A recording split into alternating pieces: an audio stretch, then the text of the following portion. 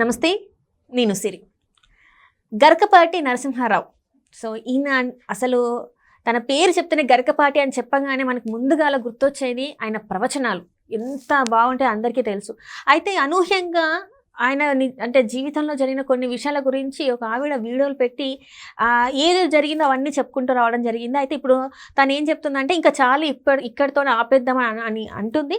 So, ఎందుకు start చేసింది? ఎందుకు ఇక్కడితో చాలంటుంది? ఏమీ అర్థం కాని పరిస్థితి. సో, దీని మీద మాట్లాడడానికి మనతో పాటు ఉన్నారు ప్రముఖ సీనియర్ జర్నలిస్ట్ యజ్ఞమూర్తి గారు. నమస్కారం. నమస్తే సిరి. సార్, ఇప్పుడు చూస్తుంటే గరకపాటి గారి ఏదైతే ఇష్యూ ఉందో అది కొనసాగుతూనే ఉంది. మాట్లాడుతూనే ఉన్నాం. అసలు ఇది ఎందుకు స్టార్ట్ అయిందో ఏంటో నాకు ఇప్పటికీ అర్థం కాని పరిస్థితి. ఇప్పుడైతే తను వచ్చేసి ఇంక ఇక్కడితోనైతే ఆపేద్దామని అంటుంది. ఏంటంటారు సార్ అసలు ఇది? ఆమె ఎప్పుడో కొన్ని నెలల క్రితం పెట్టింది. తర్వాత వాటి మీద విమర్శలు వచ్చి కేసులు కూడా అయినాయి. అవి వాటిని డిలీట్ చేశారు. ఇప్పుడు మళ్ళీ ఆమె ఆయన వ్యక్తిత్వం గురించి చాలా విషయాలు చెప్పుకుంటూ వస్తున్నారు. శారద అనేది ఆమె ఆయన మొదటి భార్య కాదు. నిజానికి నేను మొదటి భార్యని. ఇంకా చిత్రం ఏంటంటే నేను వాళ్ళ అన్న భార్యని, వాళ్ళ అన్న పక్కకు తప్పించేసి నన్ను ఎత్తుకుపోయాడని ఆమె రామాయణాన్ని ఉదహరించి అందులో పాత్రని మొదట వాలి సుగ్రీవుల ఉదంతాన్ని, వాళ్ళ భార్యల ఉదంతాన్ని తీసుకొచ్చి అలా మాట్లాడింది. మళ్ళీ డౌట్ వచ్చి ఆమెకి మళ్ళీ చాలామందికి అర్థం కాదనే ఉద్దేశంతో రామ లక్ష్మణ సీతని వీళ్ళని తీసుకొచ్చి ఆ పాత్రను తీసుకొచ్చి చెప్పింది. అంటే రామాయణంలో రావణాసురుడు ఎత్తుకుపోయాడు సీతని, లక్ష్మణుడు ఎత్తుకుపోలేదు. కానీ ఇక్కడ మా దాంట్లో లక్ష్మణుడే నన్ను ఎత్తుకుపోయాడని. అది తప్పు. అంటే ఆమె అలా పోలికలు చెప్పడం అనేది అసలు రామాయణాలు అందులోని కథలు వీళ్ళకి ఆపాదించితే ఎలా అది ఆ పాత్ర వాటి మీద ఉన్నటువంటి ఆ పాత్రల మీద ఉన్నటువంటి ఇమేజ్ ఎలాంటిది? హిందువులకి ప్రధానంగా, భారతీయులకి, హిందువులకి దేవతలే కదా రామలక్ష్మణులు, సీతారాములు కానీ లక్ష్మణుడు కానీ. అన్నదమ్ములు అంటే రామలక్ష్మణులాగా ఉండాలి, భార్యాభర్తలు అంటే సీతారాములాగా ఉండాలి అని వాళ్ళని ఒక ఆదర్శంగా చెప్పుకునే ఇది కదా. దానికి మీ కథకి లింకు పెట్టి నీ మొదటి భర్తని రాముడిలాగా, గరికపాటి గారిని లక్ష్మణులాగా, సీతామహాసాధ్విని మిమ్మల్ని అందులో పెట్టుకొని పోల్చితే అది ఎవరు హర్షిస్తారు? అది ఆమె తెలుసుకోకుండా ఫస్ట్ అది మాట్లాడుతుంది. ఆమెకి గొప్ప విద్వత్వం ఉంది, భాష మీద బాగా పట్టు ఉన్నటువంటి వ్యక్తి, సాహిత్యం మీద బాగా పట్టు ఉన్నటువంటి వ్యక్తి, అభిలాష ఉన్నటువంటి వ్యక్తి ఆమె. పద్యాలు కూడా అలవకగా చెప్పగలుగుతున్నారు ఆమె. కానీ తమ జీవితాల్లో, వ్యక్తిగత జీవితాల్లో జరిగినటువంటి విషయాల్ని ఈరోజు ఇలా పబ్లిక్ చేసుకోవటం వల్ల అంటే అవతల వాళ్ళకి మనం నష్టం చేకూర్చాలి అనే ఒక దాంట్లో నుంచి బయటకు వస్తాయి ఇవి. ఇప్పటిదాకా గరికపాటి గారు ఆయన సంపాదించింది అవధానిగా ఆయన అష్టావధానం, శతావధానం, ద్విశతావధానం, మహాసహస్రావధానం ఇలాంటి పద్ధతుల్లో, విధానాల్లో ఆయన ఇప్పటికే తానేంటో నిరూపించుకున్నారు. కంప్యూటర్లతో కూడా ఆయన అవధానాలు చేశారు.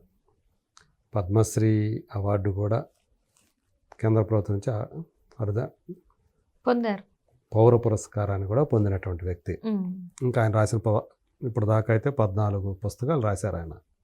అందులో 1-2 పుస్తకాలు నేనే రాసి పెట్టానని ఆమె చెప్పారు. ఆయన చెప్తుంటే రాసి పెట్టారా లేకపోతే ఆమె రాసి ఆయన ఇచ్చారా ఇవన్నీ తెలియదు. కానీ మొత్తానికి సో ఆమె చెప్పిన ఇంకా చాలు ఇంతటితో ఆపేద్దామని చెప్పటానికి ఆ వీడియో ఏదైతే రిలీజ్ చేశారో ఇది చివరిగా చెప్పిన మాట ఆమె, ఇంకా చాలు ఆపేద్దామని. ఒకవేళ ఆపేయాలని ఉద్దేశం ఉంటే చరిత్ర అంతా చెప్పరు, ఇంత జరిగింది, ఇంత దుష్టుడు ఇట్లా చేశాడు అని ఆమె ఏవైతే చెప్పుకుంటూ వచ్చారో అందులో నన్ను అమ్మేశాడని కూడా చెప్పింది ఆమె. ఈయన నన్ను అమ్మేశాడు, ఈ దుష్టుడు నన్ను, ఈ దుర్మార్గుడు నన్ను, ఈ నీచుడు నన్ను అమ్మేశాడు. దాన్ని ఎలా తీసుకోవాలి? ఎవరికి అమ్మేశాడు? ఎందుకు అమ్మేశాడు? అంటే దానికి ఎవరికి వాళ్ళు రకరకాల వ్యాఖ్యానాలు చేసుకుంటారు, రకరకాల ఊహలు చేసుకుంటారు. అదొక పెద్ద క్వశ్చన్ మార్క్ ఉంది అక్కడ. అలాగే తన తల్లితో కలిసి నా మీద చేతబడి చేశాడని కూడా ఆరోపించారు. అదొక తీవ్రమైనటువంటి ఆరోపణ. ఈ 2 ఆరోపణలు నిజంగా గరికపాటి గారు ఇలాంటి పనులు చేశారా?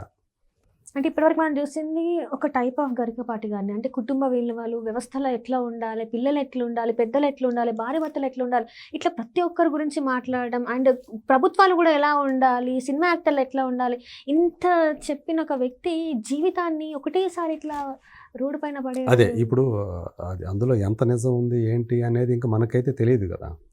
సో మనకి ఇప్పుడు గరికపాటి గారు ఏంటి చెప్పే పొజిషన్లో ఉన్నారు, జనం వినే పొజిషన్లో ఉన్నారు, ఇలా ఇదే కదా. సో ఆయన చెప్తూ ఉంటే ఎక్కువ మంది వాటిని ఆచరిస్తున్నారు, వింటున్నారు. ఆయన పైగా మూఢత్వంతో చెప్పట్లా, చాలా ఆధునికంగా ఆధునిక భావాలతోనే చెప్తున్నారు. అందులో చాలా వరకు తార్కికంగా ఉంటున్నాయి, హేతుబద్ధంగా ఉంటున్నాయి. అన్ని మూఢనమ్మకాలని ఆయన ఎప్పుడూ కూడా ప్రోత్సహించాలి తన ప్రవచనాల్లో. సో అంత అంటే భార్యాభర్తల బంధం, తల్లి బిడ్డల బంధం, అన్నదమ్ముల బంధం, సమాజము, మనుషులు, మానవ విలువలు, మానవత్వం, ఇట్లా ఇన్ని విషయాల్ని ఆయన చెప్తున్నారు. ప్రభుత్వం ఎలా ఉండాలి, ప్రజలు ఎలా ఉండాలి, ఇన్ని చెప్తున్న ఆయన తన సొంత జీవితంలో ఇలాంటి వ్యక్తి అనేది వచ్చేటప్పటికి అందరూ కూడా షాక్ అయిపోతున్నారు. కానీ ఎంతవరకు నిజం? ఇప్పుడు ఆమె చెప్పేవన్నీ కూడా నిజాలేనా? అంత వన్ సైడెడ్గా ఉంది ఇప్పుడు అంతా కూడా. ఎందుకంటే ఆమె ఏవైతే ఎలిగేషన్స్ చేశారో, తీవ్రమైన ఆరోపణలు చేశారో, వాటికి సమాధానాలు చెప్పాల్సింది ఇటువైపు. కానీ వీళ్ళు ఇంతవరకు మాట్లాడలేదు.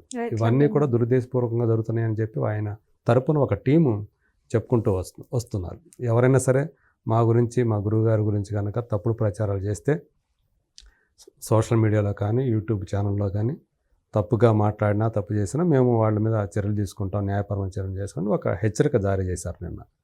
సో అది పక్కన పెడితే ఆమె ఇన్ని చెప్పి చివరిలో ఇంకా చాలు, ఇంకా ఆపేద్దాము అని చెప్పడం అనేది అంటే ఆమె ద్వంద్వ వైఖరిలాగా అనిపించింది. ఒకవేళ ఆపేద్దాం అనుకున్న మనిషి ఇవన్నీ కూడా అదే వీడియోలో ఇన్ని ఎలిగేషన్స్ మళ్ళీ చెప్పాల్సిన పని లేదు.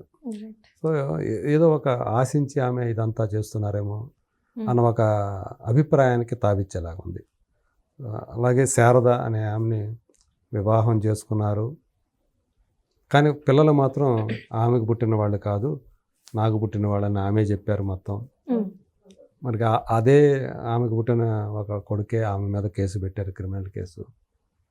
అందుకని నేను ఇవన్నీ కూడా చెప్పాల్సి వస్తుంది అని ఆమె ఇప్పుడు బయటకు వచ్చి ఏవైతే బయట పెడుతున్నారో ఇవన్నీ కూడా ఒక రకంగా చెప్పాలంటే భయాన్ని కలిగిస్తున్నాయనే చెప్పాలి. సో ఏం జరుగుతుంది ఏంటి గరికపాటి గారి విషయంలో? సో వెనక ఉండి ఎవరన్నా నడిపిస్తున్నారా? ఇవన్నీ కూడా ఒకవేళ వీటిలో కొన్ని నిజాలు ఉన్నప్పటికీ కూడా ఇప్పుడు ఇన్ని ఇటు బయట పెట్టాల్సిన పని ఏంటి? ఇన్ని సంవత్సరాల తర్వాత, 1 సంవత్సరం 2 సంవత్సరాలు, దశాబ్దాలే గడిచిపోయిన తర్వాత ఇప్పుడు వ్యక్తిత్వాన్ని హననం చేసుకోవాల్సినట్టు అది ఎందుకు వచ్చింది, అవసరం ఎందుకు వచ్చింది, ఇవన్నీ కూడా ప్రశ్నలు.